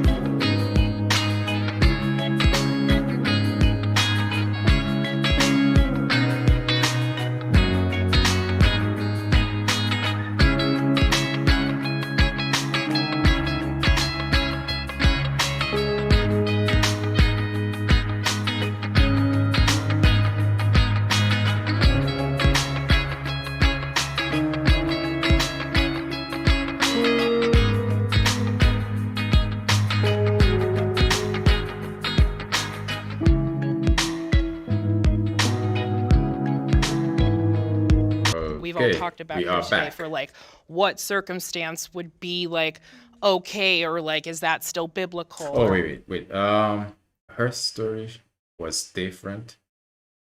If your children are the better for it, that was your job. You have done your job, and I am proud of you. Thank you. Yes. We are all proud. Absolutely. One thing I feel like everybody here sitting here can agree on is that you do form your beliefs from a lot from your own experience. And I think that's very true for me. A lot of different things came up, and like I was so, I appreciated you especially so much because you were like, I am gonna start this conversation that yes, I have had this, but this is this is who I am, and this is what I believe. And it's just like, for me, I was like, I don't know if I'd be that open because, I did say, yes, I have had an abortion. Yes, I was super young, but it was also the product You are 18. That's super young. of an assault. And that was, a lot Of an assault. Okay. lot of what we've all talked about here today for like what circumstance would be like okay, or like is that still biblical or anything like that. But I think it's important that, yes, I think you have to believe and hold yourself accountable in the sense that like your belief is based on your own experience and what you've seen and who you interact with and what you do with your life. I chose to see what I would make of myself out of a terrible, detrimental situation, and you know, it's not been easy, and I'm not going to say that's because I had an abortion. Life is freaking terrible, but you know, I think I would very much stay in the line of do what you need to do for you. I myself, Oh, come on. I do understand that part. You gotta do what you gotta do for you, but come on. Like, this is like a very selfish way of looking at life because, again, if we were supposed to do what we were supposed to do just only for us, I mean, at the end of the day, we would be born on an island all to ourselves, right? Or in a universe all to ourselves. Because, again, yeah, but I think I don't think she have children nowadays because if you're gonna be thinking like that, it's not the right way of actually thinking. Because again, you have other people that you have to consider as well. I don't think I could go through with abortion, just with the emotional, psychological aspects. So that's why I feel for you. I feel for your opinion. I feel for everybody's pro-life opinion. I don't think I can make that decision for other people. I am still pro-choice. I don't want another Handmaid's Tale moment, so. I still have the same opinion. I'm pro-life, but I believe a woman should be able to have an abortion if she was raped or if it's in a risky pregnancy where something could happen to her or the baby. I would say I think the reason why abortion exists is because we've gotten far from God. We disobeyed his commandment to not have sex outside of marriage. We disobeyed his commandment to not rape women. We disobeyed his commandment to not indulge in sexual morality. We disobeyed his commandment for men to not properly lead. I believe that when we draw closer to the Lord, then we wouldn't even be on the topic of abortion.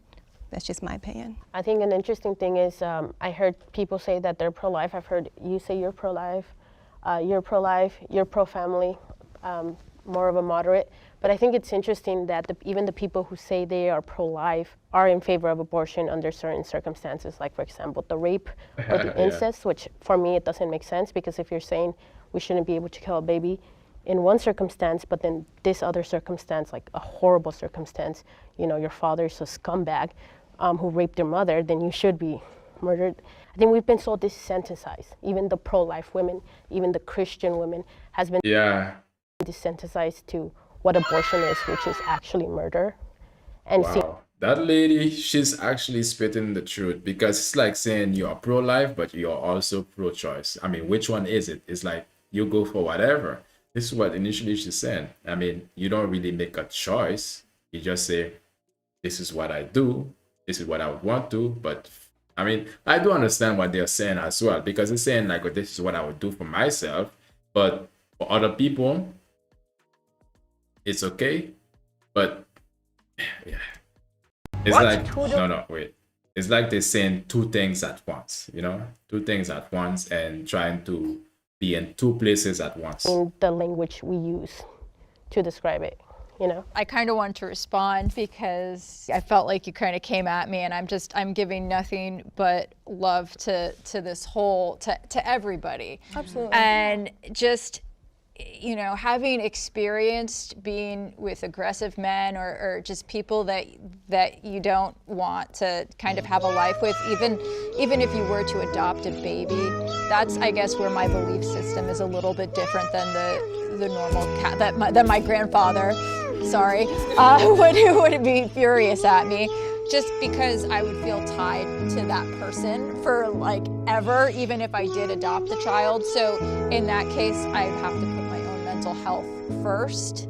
I am pro-life in every sort of way, shape, or form, but when it comes to my own mental health and something with somebody who has either been abusive or violent or something that's just not in the right light, then that's where I'd have to choose myself. For other women, I feel like other women should have the right to choose themselves as well, but then also at the same time be more informed so that they don't use abortion as birth control. Because a lot of people do. A lot of my friends have, and it's just, it's so detrimental to every single woman who I've seen do it that I do feel like there needs to be more mental health facilitators out there. I strongly agree with that. Same. I think we can all agree on that. That's one thing most of us can agree on, at least today. Yeah, that the system needs a little better systeming, and everybody deserves love and care. And in closing, and ladies, this has been a wonderful discussion. You asked a question about our perspective and if it has changed. I think for me, what I've realized is how little this is part of my life. And there are women that this is a very important issue to them on both sides. If this is the hill that you choose to die on, that's fine, but there is so much more to life and our accomplishments and our joys and our pains and everything. And I just would caution you, if you are speaking your truth, that's one thing. But if you are the megaphone for somebody else's agenda, be careful, because you are giving your life and your best years to something that is very important, but a minuscule part of the rest of your life. Yes. Thank you. Thank you. Thanks. Yeah, nice. Nice. So now we're gonna take the we'll take a look at the hard numbers, because there's a lot of different things that was said, and we have to be saying what the numbers are saying, because we can have opinions, but the numbers don't lie, so they say, right? Now, current world population, birth this year only. Let's take a look at this year from January up until now. 51 million, right? 51 million people birth. Today, 275,000 today. And I don't know if there's some sense this year, the beginning of this year up until now. Okay, so I want to take a look at, I want us to take a look at this part. And community, okay, here, because the lady in red, or well, some of them were having this basic conversation or this argument saying that this is the amount of abortion. They are saying that a lot of ladies are being basically not making it through, basically having mortality through maternity. So basically being off, passing away because of their maternity. So this is the amount of abortion this year. 17 male. Death of mothers during birth this year, 100,000. Wait, I don't know why. 100,019 maternity. Okay, so keep this number in mind, right? Abortion is 17 male, and this is 119,000, 120,000. These are the two numbers we need to keep in our minds right here.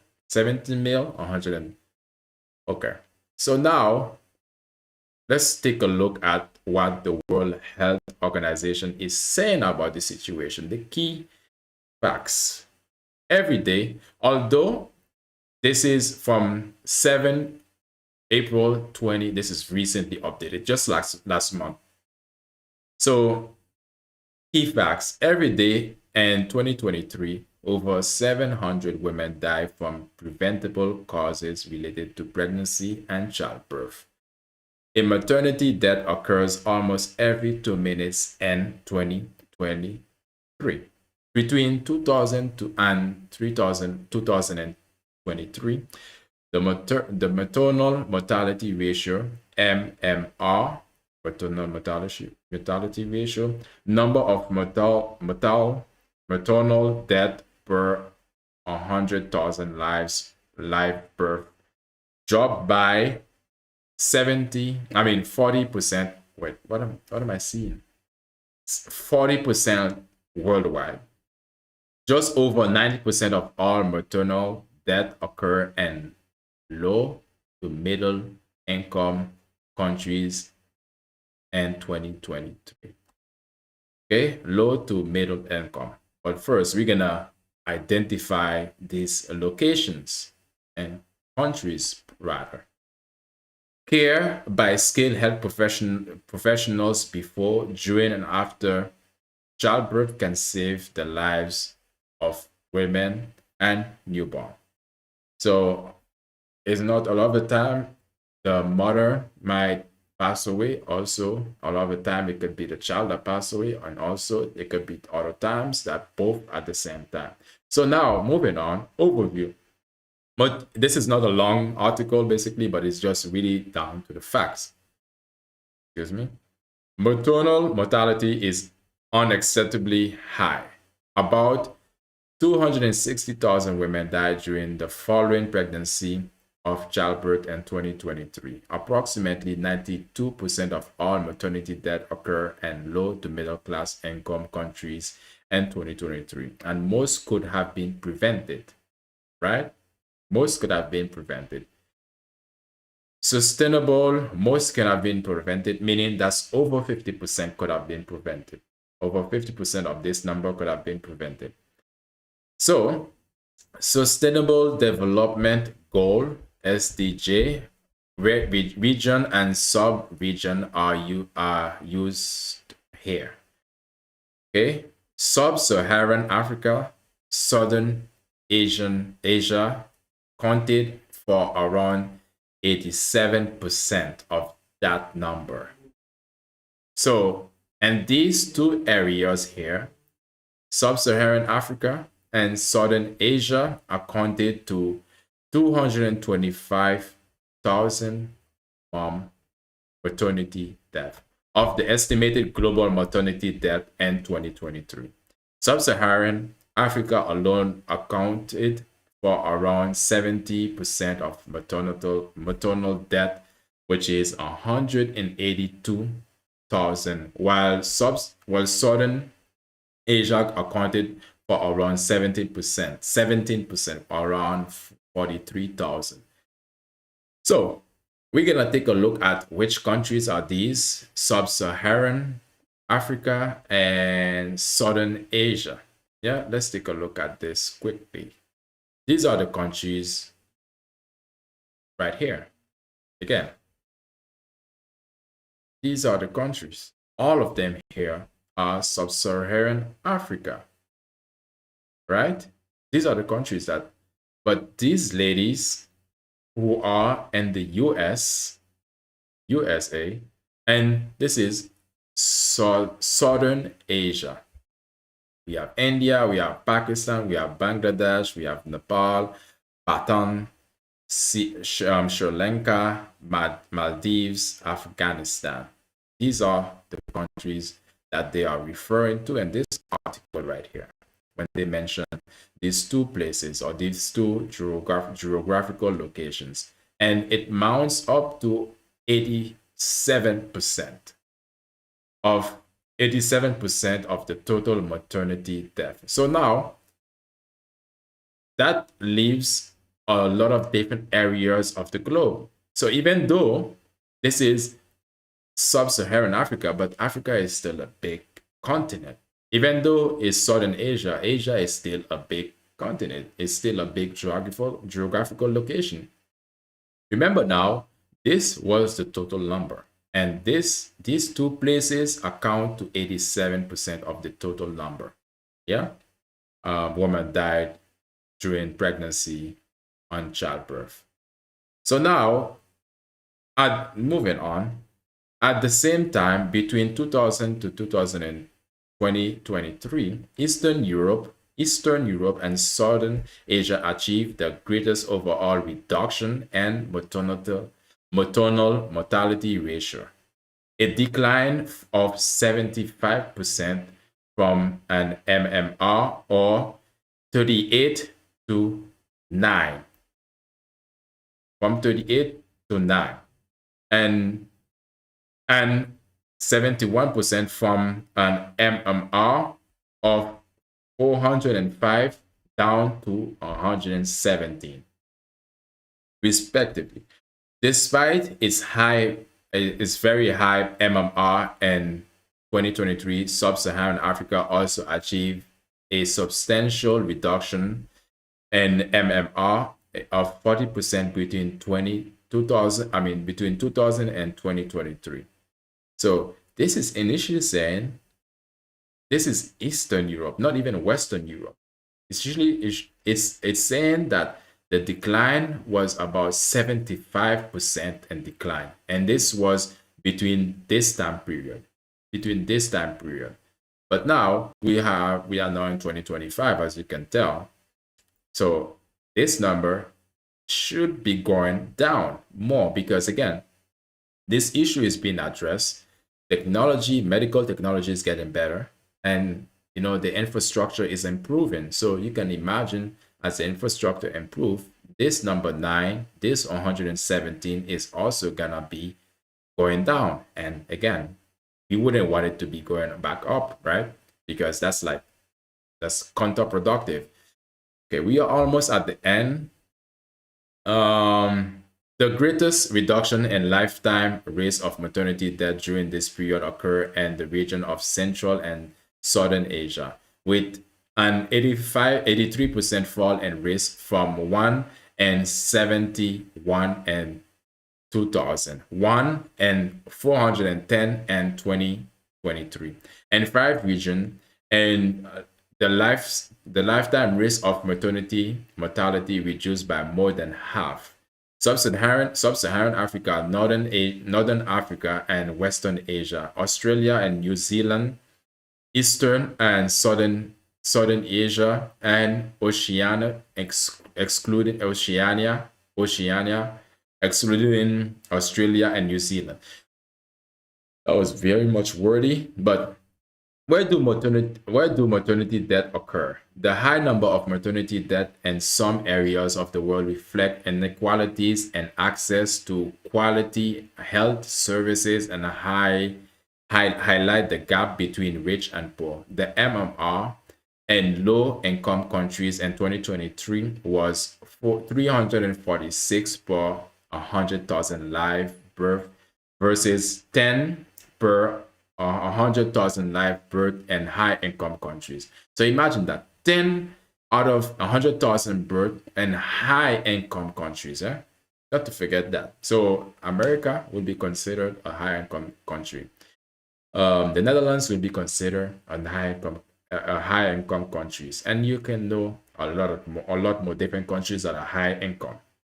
And the medical infrastructure is the best, well, if not the best, it would be score at least 85% out of 100.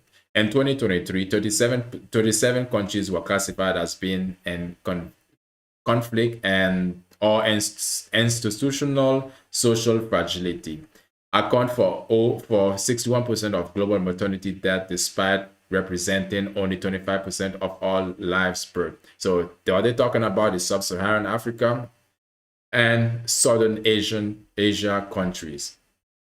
Okay, because again, it's basically what they're saying is a small place, a small location where the majority of maternal death are actually occurring.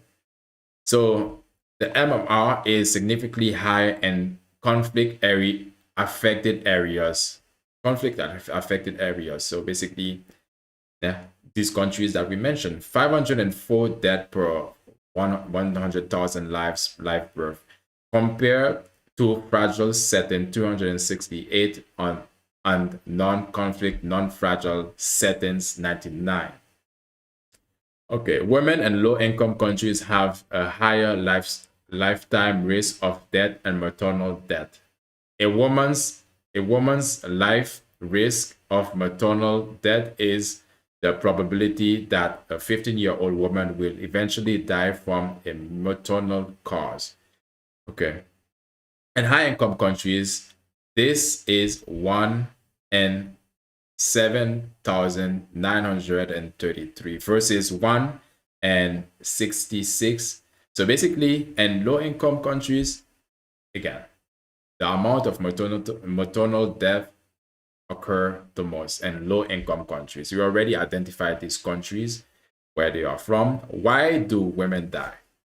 Okay, and according to the the World Health Organization, women die as a result of complication during and following pregnancy and childbirth. Complications, it's the normal right here. Complications during and following pregnancy and childbirth. Most of these complications develop during pregnancy, and most are preventable or treatable. So which means they lack the infrastructure, the medical infrastructure, and the resources. Well, I would say, yeah, the medical infrastructures, the resources also hand in hand. Other complications may exist before pregnancy, but are worsened during pregnancy, especially if not managed as part of the woman's care. The major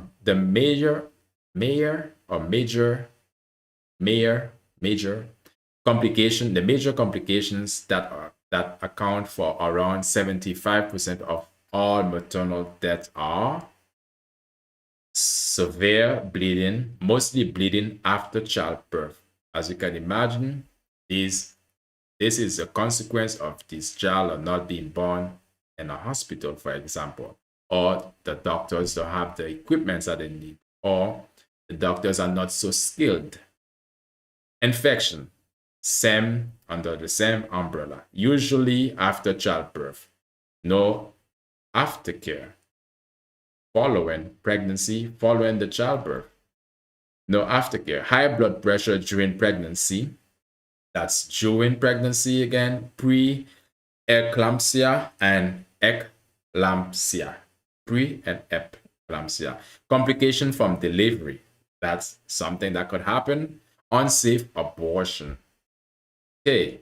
Unsafe abortion causes these mothers to die. These are why women die. These are the 5 reasons why women who are pregnant die. For example, how can women women's lives be safe? Okay, to avoid maternal death, it is vital to prevent unintended pregnancies. This is, true. But, yeah, true. But, is that really realistic though? If you don't have the income, because a lot of the time these people, again, remember in the beginning I said sex is used as procreation or recreation. These people all the time, they don't have nothing else to do. They just want to recreate or, they just have fun.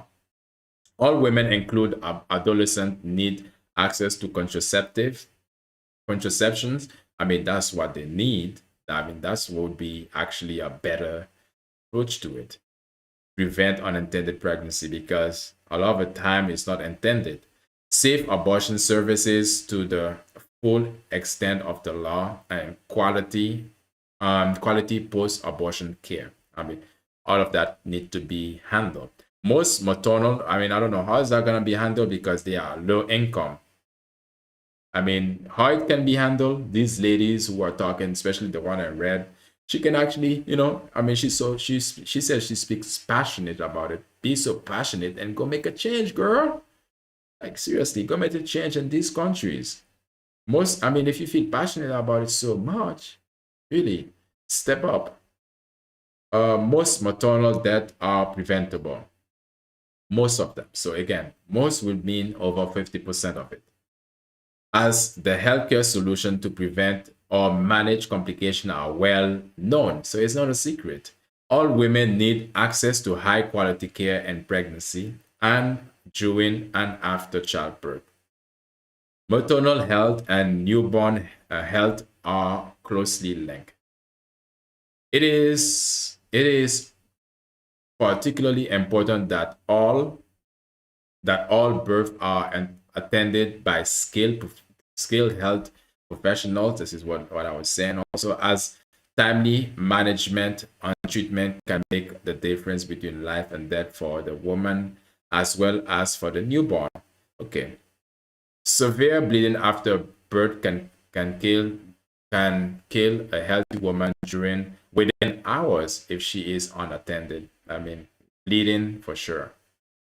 Injection oxytoxic. Okay, let me hear this. Speech it. Oxytoxics immediately after childbirth effectively reduce the risk of bleeding. Okay. So this is the injection that ladies you would get after if you are experiencing heavy bleeding after childbirth. Infection after childbirth can be eliminated if good hygiene is practiced and if early sign of injection are recognized and treated in a timely manner. Okay, I wanted to say this word again. Let me hear how it sounds. Speech it.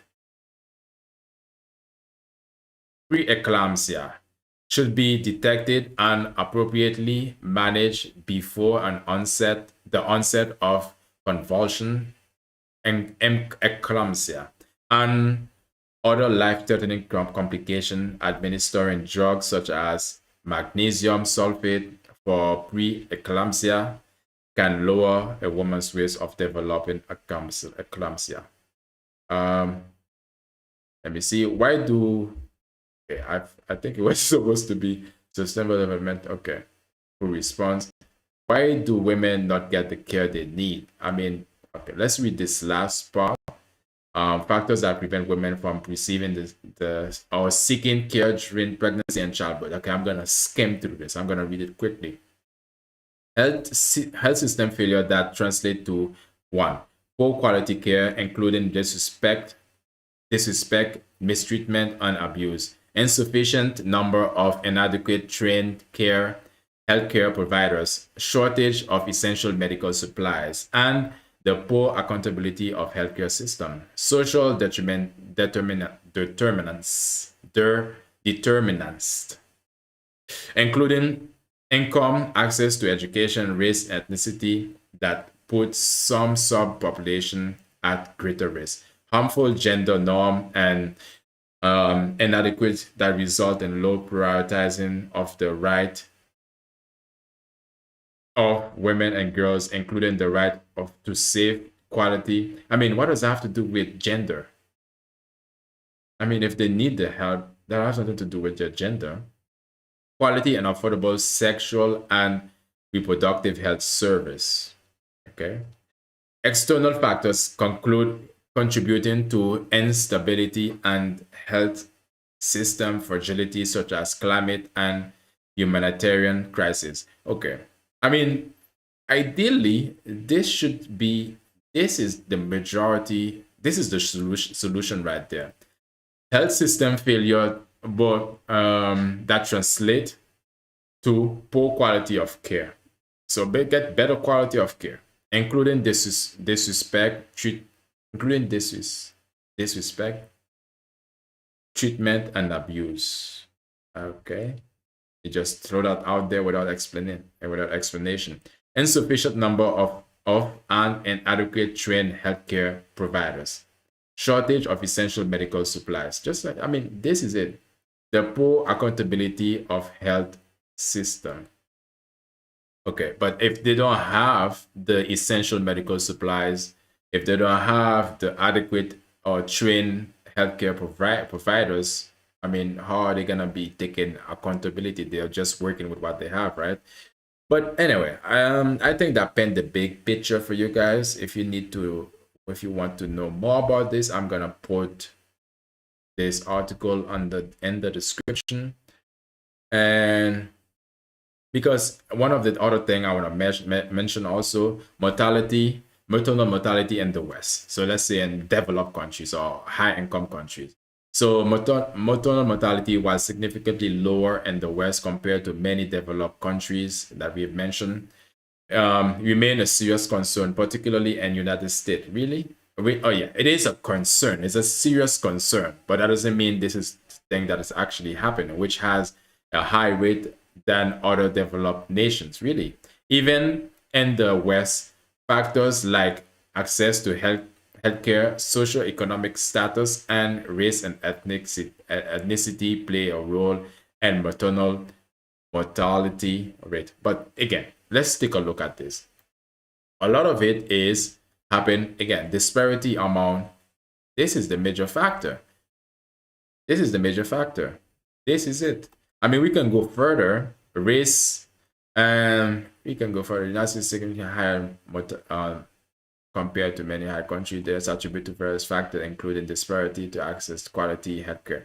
I mean, this is it. This is it, right? A lack of support serving during postpartum. Okay. We can go on and on, but this is actually what we gonna, this is it. The racial, ethnic inequalities, that's what it is. We can go further, but it's gonna actually talk about all of this. Okay, the Netherlands has a very low maternal mortality rate with fewer than 10 deaths per year. Wow. Fewer than 10 deaths per year. We cannot speak. I mean, in the Netherlands, we got it good. These countries also have low maternity rate, often three deaths per 100,000 lives, according to Commonwealth. Okay, that's Norway, New Zealand, other high-income countries. West and Central Africa, while maternal mortality rate have decreased in some regions, West and Central Africa still experience some of the highest rate globally. I mean, it's the same thing that I'm saying over and over again. The fact of the matter is, race, ethnicity has to do with it, and income has to do with it, and your location has to do with it. Oh yeah, the lady was talking about the vasectomy. This is what she said: all men should get a vasectomy. Go to and tell you, shut your bitch ass up. Yes, this is it. This is what I want to say to her. For us guys to go and cut off that, I mean, it should be a choice. See, we should have a choice to this. But that was about it, and that was all the information. But the bottom line of this is, if you live in the West, I understand they say here when it comes to America, they tend to have the mortality rate in the West. America seems to be higher than in comparison to the Netherlands, for example, who experience maybe 4 out of over 18 million people, 4 death, maternal mortality per year, at least minimum. But in comparison to the US, these ladies, I mean, who are pro-choice for this reason, because they are concerned that they might die because of that case, I mean, they need to really change. They need to really be honest. Just say they want to have the choice. That's why. Because when we look at the facts, when we look at the numbers doesn't reflect the concern that they have. If they really want to be concerned about the fact that these ladies, these mothers are dying because of because of their pregnancy or post-pregnancy or post-childbearing, they need to put money together and go help the countries that actually this is an issue. Because in their countries, this is not the issue. This is not something that they're just talking about it. It's just a conversation to have. They are not really experiencing it severely. Again, we already concluded that according to the World Health Organization, it says again that 90%, 92, well, no, right here, of all maternity occur in low income countries. Okay, approximately 92% of all maternal death occur in low and low middle income countries. America is not one of them, but I do understand there are disparities because of ethnicities and race, and income. But again, still, that's something that you guys can fix. But in her situation with her Gucci boots, what type of boots she's wearing with her Gucci boots, and that other one too, with her nice Gucci boots and a smartwatch. The audacity, the privilege, really. She's talking about a problem that doesn't affect her, but she's making it seem like it's affecting her. It's not affecting her. It's actually affecting other people. And she really want to talk. If she feels so passionate about it that she says, then I mean, she can actually do the research. And I say do the research. I already done the research for her, but I don't know, but you can actually go help these people if she really concerned about this. I mean, all of them who choose, all of you who says, you are pro-choice because for the reason of mothers dying during or before, during or after childbirth. If you live in the West, you need to Shut your bitch ass up. Yep. Or go and help people who are in need. So go and really help people who are in need, and the ones who truly are in need are, again, right here. Again, right here. Yeah, these two countries. So make your pick. There's a lot of them. Yeah, there's a lot of different countries here. Choose your pick. All of this. Or you can go with Asia. You can make your pick. But just say this is a choice that you want to have. That's what I wanted to talk about, because this is what I find interesting to talk about. If you have something more that you find interesting to talk about, also let it be known. Like up. If you're in the stream, the moment that you watch this, like up, subscribe. And like I always say, What? Toodaloo, motherfucker. Yes, like up, subscribe, and I'll see you in the next one. Peace.